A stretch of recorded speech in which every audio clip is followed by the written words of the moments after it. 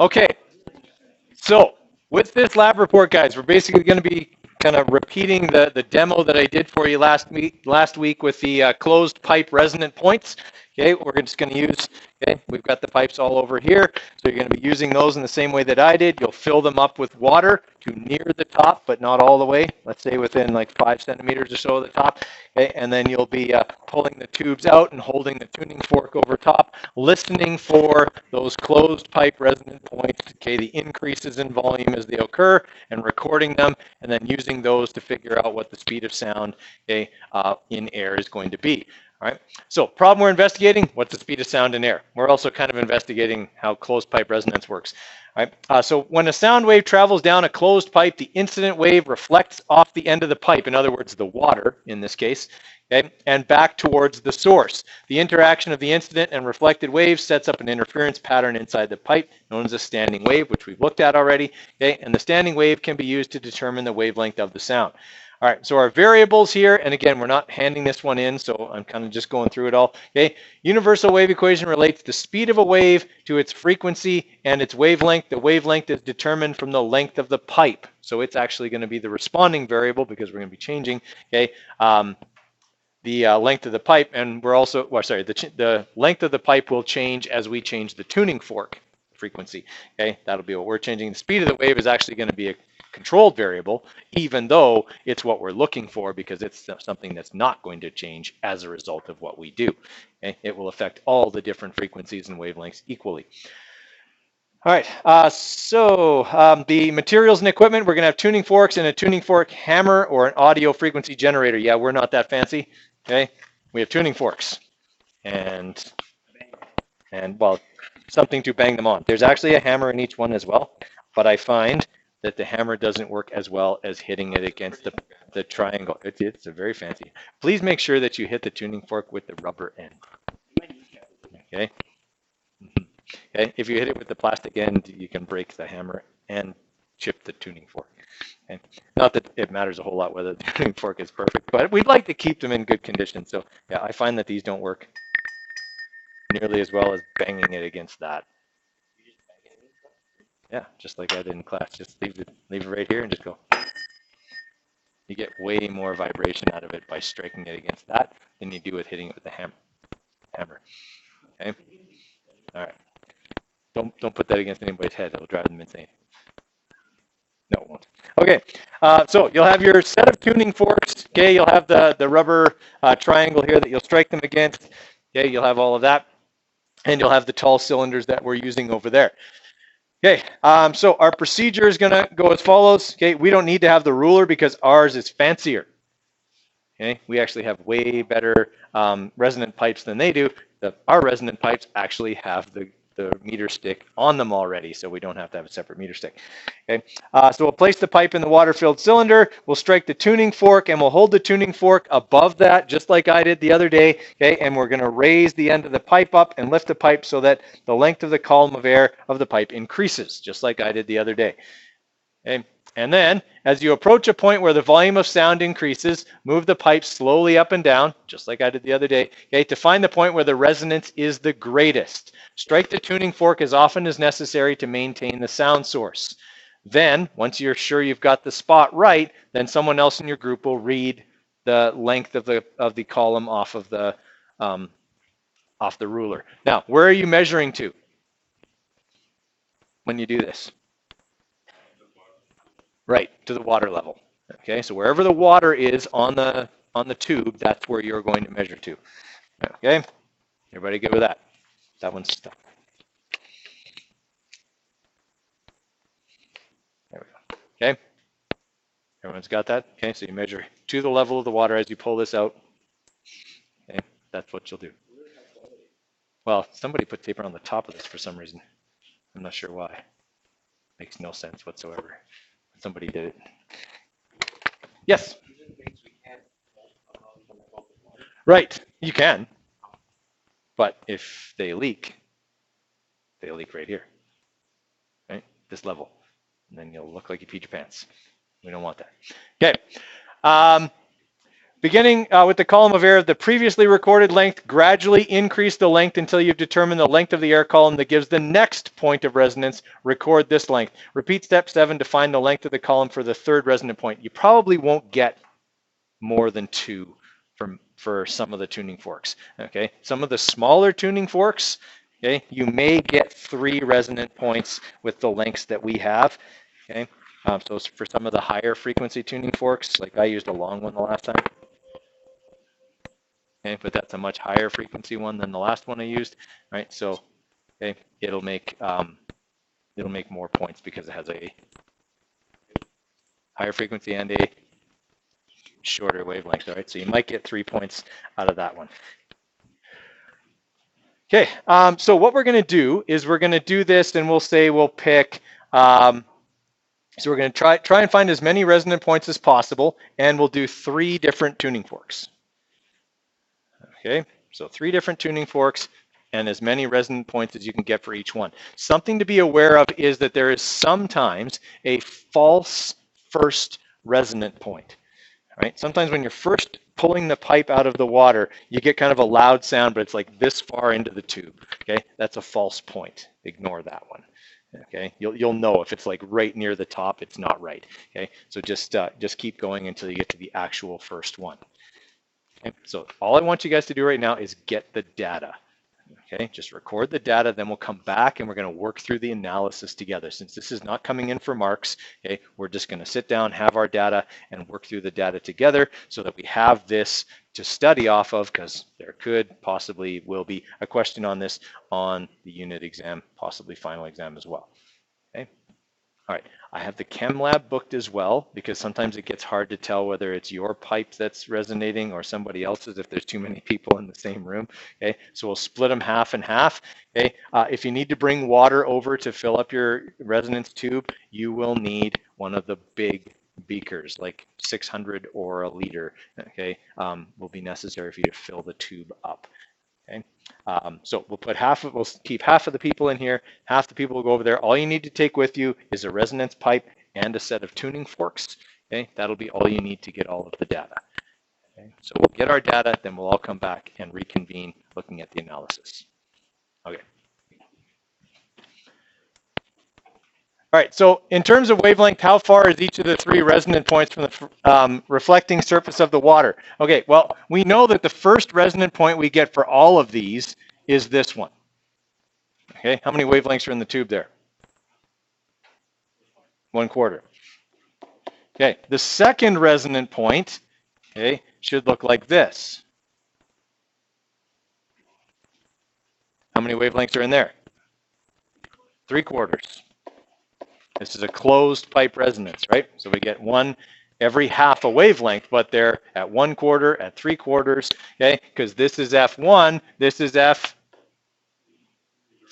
right? Well, I mean, it's actually the same frequency, we just lengthened the tube, okay? So, so we got 1/4, we got 3/4, and that's really all we have the data for, so we'll kind of go with that. They are all, okay, so the answer to analysis question number 1 is, okay, in terms of wavelength, well, the first one is 1/4 of a wavelength. The second one is 3/4 of a wavelength. The third one should have been 5/4 of a wavelength, or 1.25 wavelengths. Okay, that's analysis question number 1. Okay, basically just a review of what we talked about in class. I had all those diagrams for you that day. Okay, so sorry, the third one, okay, would have been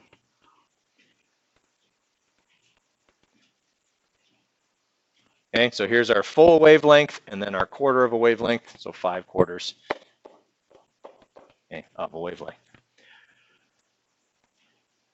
All right, so we want to calculate the wavelength of the sound from the tuning fork for each resonant point. So what we're going to do here, okay, is for the first resonant point, we're going to calculate, so 33.5 represents 1/4 of a wavelength. So we're going to take that and we're going to multiply it by 4, okay, and that'll get us the wavelength. So we will have 33.5 times 4. Okay, so we got 134, so 1.34 meters. All right, so I'm just going to write that out here, 1.34 meters, and then we'll try it for the second one. This one represents 3/4 of a wavelength, so we're saying 0.675 equals 3/4 times lambda. So if I want to get lambda, I divide both sides by 3/4, okay, and that will get me lambda. So 0.675 divided by 0.75. Okay, yeah, so that one's not right. One of them's not right because they're not coming out to nearly the same answer, okay, on those. So we'll go with the first one here.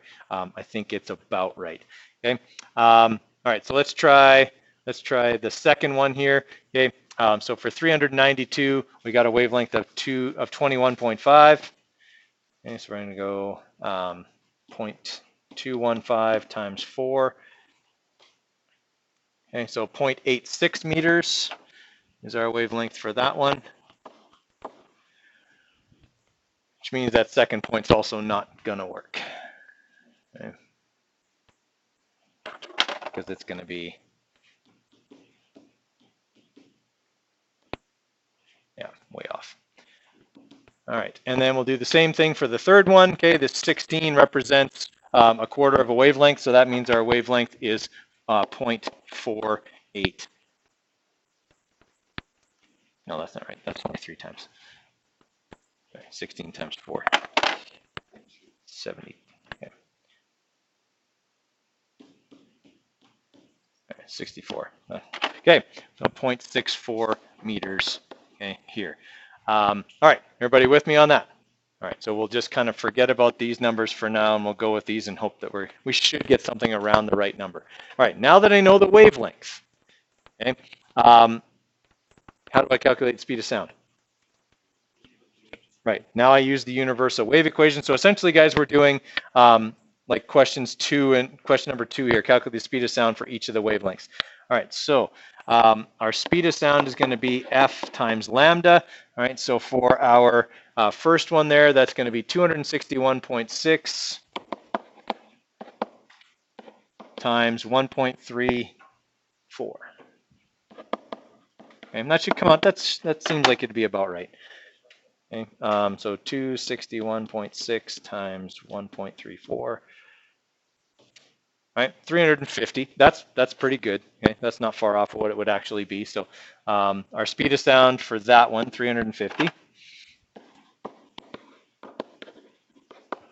Okay, and then we'll try it again for the other one. So V equals F times lambda, but this time it'll be for 392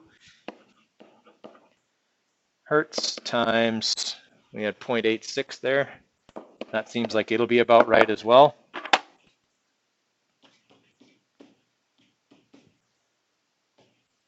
Okay, so 337.12, that one's really good. That's not far off from what it actually is. So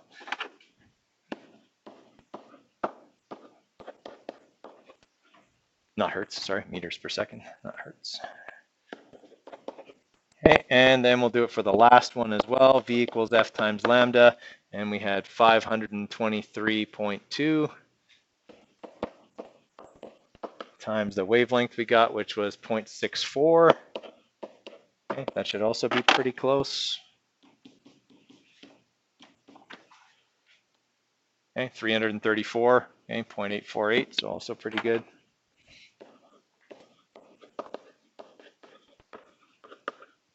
Okay, so that's analysis question number 2. Could I ask you to do something very similar to that on a unit exam?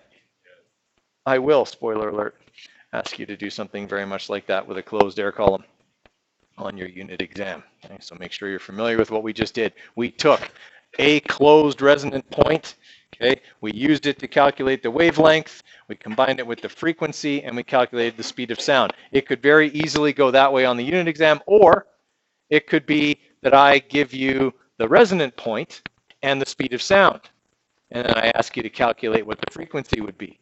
And then maybe after that, I ask you what the next frequency would be, okay, or something along those lines. But you're definitely going to have, okay, an open or closed point resonance question on your unit exam, okay, asking you to do similar things here. All right, so obviously we had some trouble with the second resonant point, okay, getting that accurately, right? And I think a lot of that was because when I was walking back and forth, it was just way too loud for anybody to hear anything. Okay, both rooms, it was just way too loud for anyone to hear the tuning forks. So we just So we're going to miss those in that case because this, as the further down you go, they do tend to be a bit quieter because the wave is obviously traveling further. Okay, it's going to diminish more during that time. Okay, so they're never quite as loud as the first one. Okay, so why would you start with a short column of air and increase the length if you are sure that you have correctly determined the wavelength? Okay, well, because you want to make sure you don't miss any, would be my answer to that question. Okay, if I know I'm starting at the first one, that gives me an idea of what the second one should be, right? Because I know whatever I get for the first one, the second one should be how many times longer? 3 times longer, right? Because I'm dealing with 1/4 of a wavelength, then I'm going, the next one will be 3/4 of a wavelength. That's what I'm looking for. Okay. All right. Everybody's good on that? Okay. Now, what was the other thing I wanted to go over with that? I don't remember now.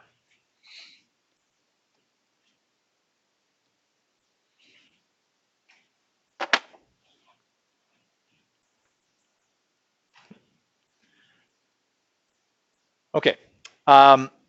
Unit exam, final exam stuff. Okay, just for kind of some clarification here. For your final exam, what do you need to bring with you? Okay, pencils, plural. Bring more than one. Okay, my pencil sharpener in here is terrible. Okay, if you break your pencil, it's I don't know what we're going to do. I'll have to find another pencil sharpener because that one just eats pencils. Okay, so bring a couple of pencils. Bring your calculator with fresh batteries in it. Okay, because if when I'm clearing the calculators, it tells me low battery, I can't clear it, which means I put it in my pocket, I clear all the others, and then I walk. I don't run because I'm not in a hurry. Okay, I walk down to the office, I get 4 AA batteries, I put them in the calculator, I clear it, I take those batteries out because you're not getting free batteries. I put your dead batteries back in, I bring it back to you, and I say to you, I hope it doesn't die on you during the exam. Here's your cleared calculator. Okay, and guys, there's nothing worse than that's stressful because first off, now you don't know whether it's going to die on you during the exam. Okay, and secondly, you've been without it for as long as it takes me to go and get it cleared. Right? And you don't want that on the test where conceivably most questions would require said calculator. Okay? So make sure you put fresh batteries or charge it if you've got one of the ones that you can plug in and charge. Okay? Make sure it is charged for the exam. Okay? So several pencils and calculator. That's it. You don't need to bring anything else. Okay? You're going to get a fresh formula sheet, okay, with the exam. And you can't bring your phone, obviously, any technology, okay, your Apple Watch or your wireless watch, whatever, okay, if it can connect to your phone or it can connect to Wi-Fi, it can't be in here, okay, so make sure you leave all of those somewhere else. Remember that this is June exams, you don't have a locker anymore, okay, that's leaving it in your locker is not an option in June because you're going to clean those out on the last day, so make sure you have somewhere else to leave it, okay, that's safe for it to be. Okay. I will have those exams, I will mark them in the afternoon, the final exam. Okay, I will mark them that afternoon and I'll have the marks posted by the end of the day. Okay, so you'll know how you did in Physics 20 by evening that day. Okay. In terms of missing assignments, okay, if you have any overdue assignments that you have not handed in yet that you want marked, I need those by the end of the day on the 17th. Okay. If I do not have your overdue assignments by the end of the school day on the last day of classes, I will assume that you do not want them marked, and I will not look back in Google Classroom again after that for anything. Okay, so you want them marked, that's when I have to have them by. Okay, if it's something like an assignment that you have to hand in to me on paper, then get it to me by the end of classes on the last day of classes. Okay, if I have them by then, I will mark them and enter them. If I don't, then I will not, okay? So like that means don't come to me on the 25th and go, oh, Mr. Coder, I failed, and here's all the things I didn't hand in. I'll go, oh yeah, too late, okay? So don't be that person. All right, because Friday was a short day when I did the final exam, or sorry, the unit exam review, you didn't get a lot of time in class to kind of review, and I knew that this wouldn't take the whole class, so my plan was to give you that time you didn't get on Friday. If you had some more questions that came up over the weekend, or you just need a little bit more time to get things organized for the waves and simple harmonic motion exam, you got about a half an hour, maybe a little more, okay, to do that now. So hopefully you've got some more questions. Okay, happy to answer them if you ask. All right, and remember that stuff is also, guys, in this stream. I posted it last week. Okay, so there's the podcast. If you weren't here on Friday, they have everything, and the review package is right here. Okay, if you need to check it, that's where it is. Right, so you can use all of that stuff.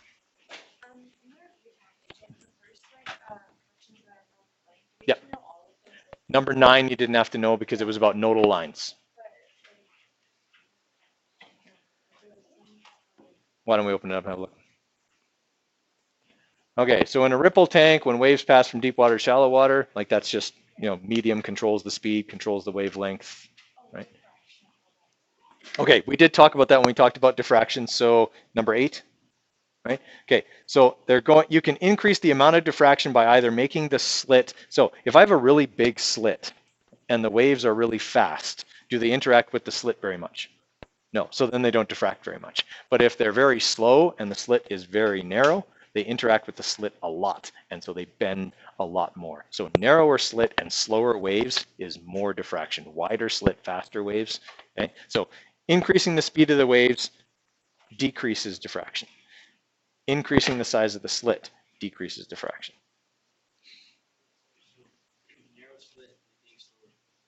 Increases. The more the wave can interact with the slit, the more it will diffract. So slower waves, okay, with a smaller slit will diffract the most. Okay, that's why we said light was thought to be a particle for so long, because light's wavelength is incredibly small and it's incredibly fast. So it would go through a slit and it would hardly do anything, right?